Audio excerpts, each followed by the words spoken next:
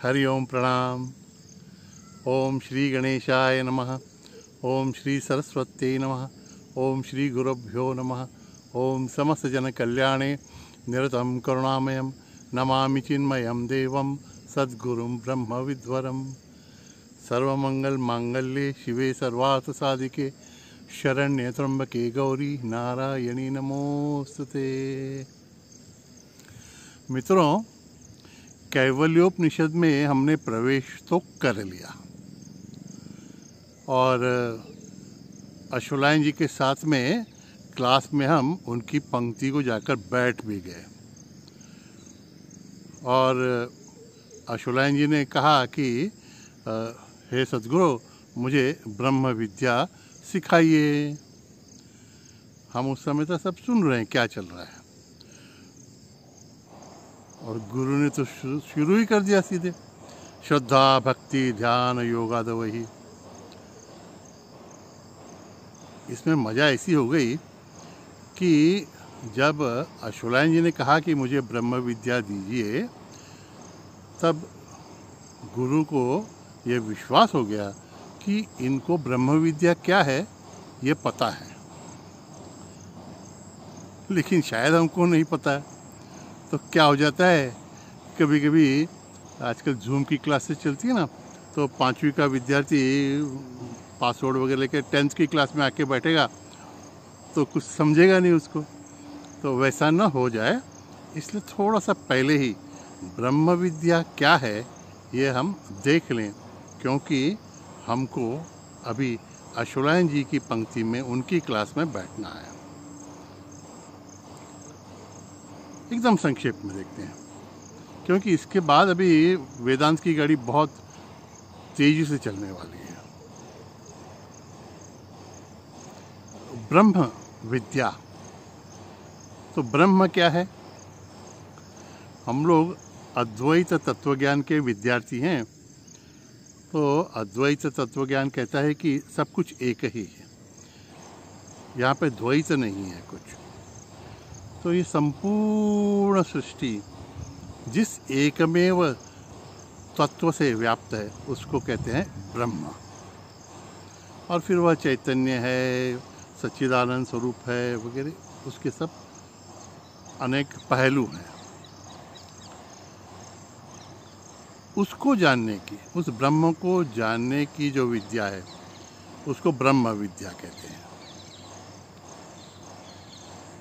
यह सर्वव्यापी ब्रह्म जब इस एक शरीर में से कार्य करने लगता है तो उस चैतन्य को हम आत्मा कहते हैं। तो मेरा ये जड़ शरीर है, इसमें थोड़ा सूक्ष्म मन है और थोड़ी सूक्ष्म बुद्धि है, लेकिन ये सब जड़ ही हैं। स्थूल शरीर सूक्ष्म शरीर ये जड़ हैं, इसलिए ये अपने आप तो कार्य कर नहीं सकते। तो इनको क्रियान्वित करने वाला जो तत्व है वो है हमारे में का चैतन्य। और जैसे कि पहले बताया, यह चैतन्य सर्वव्यापी चैतन्य का, जिसे परमात्मा या ब्रह्म कह सकते हैं, उसका एक अंश है। अंश भी उपाधि की दृष्टि से। और एक बात, तो ये बात हमको ध्यान में रखनी, पहली बात कि मैं स्थूल शरीर नहीं हूँ, सूक्ष्म शरीर मन बुद्धि भी नहीं हूँ। मैं इन उपकरणों को क्रियान्वित करने वाला, एक्टिवेट करने वाला चैतन्य तत्व हूँ, और मैं संपूर्ण सर्वव्याप्त चैतन्य से, ब्रह्म से एक रूप हूँ। ये एक बात हो गई। इसको जानने की विद्या, ये पुस्तकी ज्ञान, ये श्रवण से ज्ञान, कहीं और से प्राप्त ज्ञान परोक्ष ज्ञान कहलाता है, क्योंकि अभी तो आपको भी पता हो गया। तो अगर आप ये दूसरे किसी को बताने जाएंगे तो ये हो जाता है परोक्ष ज्ञान। इसका हम पर अक्ष, दूसरों की आँखों से देखा हुआ, हमने तो इसको अनुभव में अभी तक नहीं लाया है, अनुभव इसका नहीं लिया है।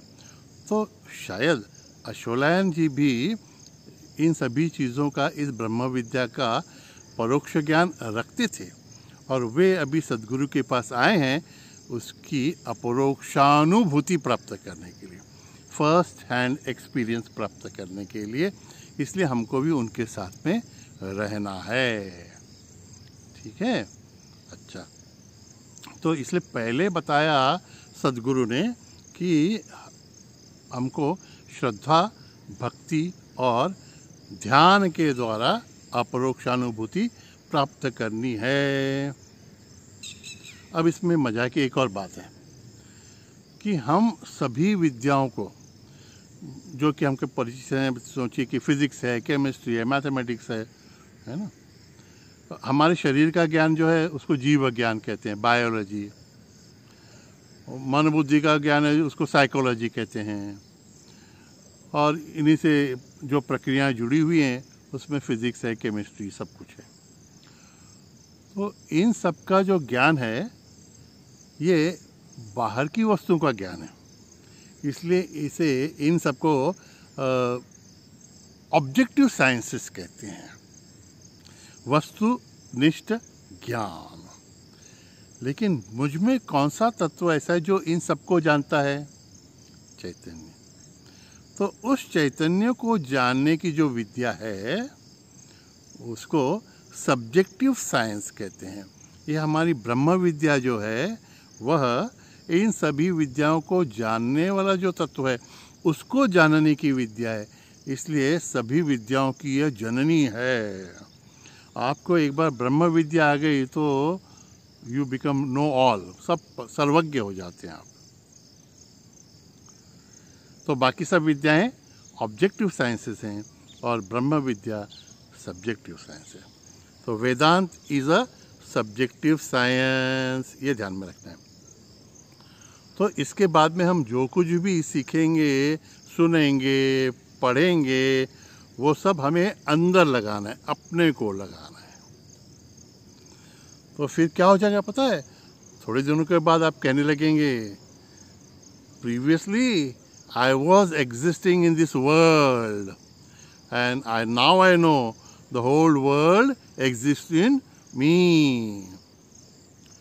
आप कहेंगे पहले तो मैं इस विश्व में रहता था, इस ब्रह्मांड में मैं रहता था, लेकिन अभी मुझे पता चला है कि यह संपूर्ण ब्रह्मांड मुझ में ही समाया हुआ है।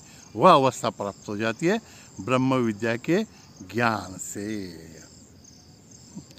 तो इसको श्रद्धा, भक्ति और ध्यान से जानना है। तो पहले हमने श्रद्धा, भक्ति और ज्ञान के अलग अलग, ध्यान के अलग अलग पहलू देखे अलग अलग संदर्भों में। अब श्रद्धा माने गुरु, शास्त्र और संत के वाक्यों पर निसंशय विश्वास। तो वाक्य कौन सा है? वो यही वाक्य है कि मैं शरीर, मन, बुद्धि जड़ नहीं हूँ, मैं इनको प्रकाशित करने वाला चैतन्य हूँ और यह चैतन्य सर्वव्याप्त चैतन्य का एक अंश है उपाधि की दृष्टि से। ये वाक्य तोते की तरह पहले रट लेने का, ठीक है।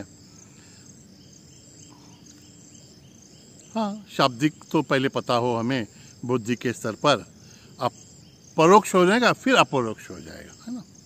तो श्रद्धा माने इसमें पूर्ण विश्वास, शंका नहीं। अनुभूति नहीं आई है, आ जाएगी, तब तक शाब्दिक ज्ञान ही सही। फिर भक्ति माने प्रेम। तो अभी वेदांत की भक्ति जो है ना, वेदांत प्रणीत भक्ति जो है ना, उसको समझ लें। तो अभी हमको प्रेम किससे करना है? प्राप्तव्य क्या है? हमारा आत्मस्वरूप चैतन्य। तो हमें अभी सतत प्रेम करना है हमारे आत्मस्वरूप से, चैतन्य से।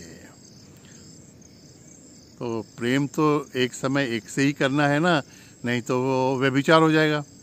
तो अब इस समय जो हमारा प्रेम शरीर से है, शरीर के लिए सुबह से उठते हैं तो जो काम शुरू करते हैं हम, स्नान, ब्रश, नाश्ता, चाय, पानी, नौकरी, धंधा, व्यवसाय, सोना, खाना, पीना, ये सब शरीर के लिए कर रहे हैं। और हम कह रहे हैं कि शरीर तो मैं हूं नहीं, तो फिर हम कैसे सुखी होंगे, है ना। तो शरीर का प्रेम धीरे धीरे कम करना है।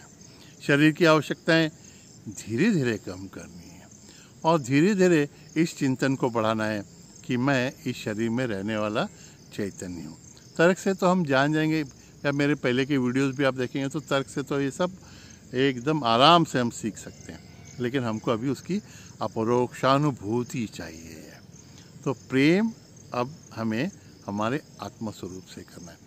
तो आत्मस्वरूप से प्रेम करना है, आत्मस्वरूप की भक्ति करनी है, तो बाहर के भगवानों को तो अभी तो नहीं छोड़ सकते हम। लेकिन एक ही ध्यान में रखना है, मेरे सामने जो मूर्ति रखी है या मंदिर में जो मैं जाके देख रहा हूँ, जिस मूर्ति का दर्शन ले रहा हूँ, वो उसका रूप कुछ भी हो, उसका स्वरूप परब्रह्म स्वरूप ही है। फिर आप हनुमान जी की भक्ति करें या राम जी की करें, कृष्ण जी की करें, उनको अपना आत्मस्वरूप मानकर ही भक्ति करें। इसलिए तो भागवत में पहला श्लोक है ना, सच्चिदानंद रूपाय वगैरह। सच्चिदा माने मेरा आत्मस्वरूप ही वो है, इस प्रकार से हमें भक्ति करनी है। और ध्यान, तो पहले हमने देखा ध्यान माने अनुसंधान। तो कुछ भी काम करते हों, सतत इसका अनुसंधान रहना चाहिए कि मैं आत्मा हूँ। आत्मा माने चैतन्य हूँ, मैं चैतन्य हूँ। इसलिए शरीर की व्याधियाँ, मन के जैसे आदि व्याधि कहते हैं ना, तो शरीर की शरीर और मन के आदि व्याधि मैं नहीं हूँ। मन के जो भावनाएं हैं, मन के उतार चढ़ाव हैं, वो मैं नहीं हूँ। बुद्धि के विचारों में जो विक्षेप आ रहे हैं, वो मैं नहीं हूँ। इस शरीर को आने वाला ज्वर, खांसी, ये सब जो है वो मैं देखने वाला हूँ, वो शरीर को है, मैं उसका साक्षी हूँ। तो मैं इन सभी से अलिप्त हूँ। लेकिन इन सब का खांसी, सर्दी का, कोरोना विरोना का परहेज करना है, प्रिकॉशंस लेने हैं। तो हमारे स्वामी जी एक वाक्य बहुत अच्छा कहा करते हैं, स्वामी पुरुषोत्तम जी, मराठी में कहते हैं, काळजी घ्या, काळजी करू नका। तो हमको परहेज सब करना है, इस शरीर की देखभाल करनी है, जो भी कहा है, हाथ धोना, ये करना, वो करना, मास्क लगाना, वो सब करना है हमें। क्योंकि मैं अगर शरीर नहीं हूँ तो भी इस शरीर में मैं रहने वाला हूँ, रहता हूँ। तो और यह शरीर मेरे उपकरण है जिससे मैं सभी के संपर्क में आता हूँ। तो मैं जिस प्रकार मेरे घर को अच्छा रखता हूँ, मेरी 4 व्हीलर को जैसे साफ़ करता हूँ, 2 व्हीलर पे जैसे मैं पेट्रोल वगैरह डालता हूँ, उस प्रकार से इस शरीर के लिए भी मैं देखभाल करने का काम करूँगा। सब कुछ करूँगा, लेकिन इन सब से मैं अलग हूँ। मैं शरीर भी नहीं हूँ, मन भी नहीं हूँ, बुद्धि भी नहीं हूँ, मैं इसका साक्षी चैतन्य हूँ। और चैतन्य कैसा है? सच्चित आनंद। इसका सतत अनुसंधान माने ही ध्यान है। तो 24 घंटे हम पहले नहीं रह सके, तो आगे हम देखेंगे कि कुछ पहले के कुछ मिनटों के लिए, कुछ घंटों के लिए इसका ध्यान कैसे किया जाए। लेकिन बाद में तो देखिए ना, पहले आप साइकिल चलाते थे तो कैसी परिस्थिति थी, दोनों से 2 लोग पकड़ते थे, पीछे से एक पकड़ता था, और इतने सभी लोग पकड़ के चल रहे हैं, लेकिन और पूरा रास्ता साफ है, तो भी आप क्या करते थे, सामने आने वाले कुत्ते पर ही साइकिल चढ़ा देते थे, है ना। लेकिन अब तो 4 व्हीलर भी आप इतने आराम से चलाते हैं, इधर उधर देखते हुए ड्राइव करते रहते हैं। तो पहले ध्यान का अभ्यास कुछ मिनटों के लिए सवेरे करना है, लेकिन उसके बाद में सहज ध्यान हमारी एक नैसर्गिक अवस्था हो जानी चाहिए। ठीक है, इसके लिए श्रद्धा, भक्ति और ध्यान अब इसके आगे वेदांत के दृष्टिकोण से हमारे लिए उपयोगी पड़ने वाले।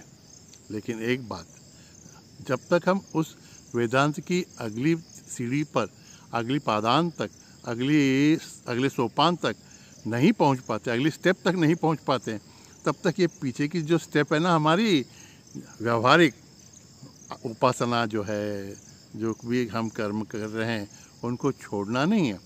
धीरे धीरे धीरे धीरे रे मना, धीरे सब कुछ हो। माली सींचे 100 घड़ा, ऋतू आए फल होय. तुका म्हणे तेथे नाही चालत तातडी, जल्दीबाजी नहीं. क्यों जल्दीबाजी करनी? अरे कितने जन्म हमारे बीत गए ऐसे ही. अब थोड़े दिन तो मेरे साथ में आप अभ्यास कीजिए ना, करेंगे ना. तब तक के लिए हरिओम तत्सत. नारायण नारायण नारायण.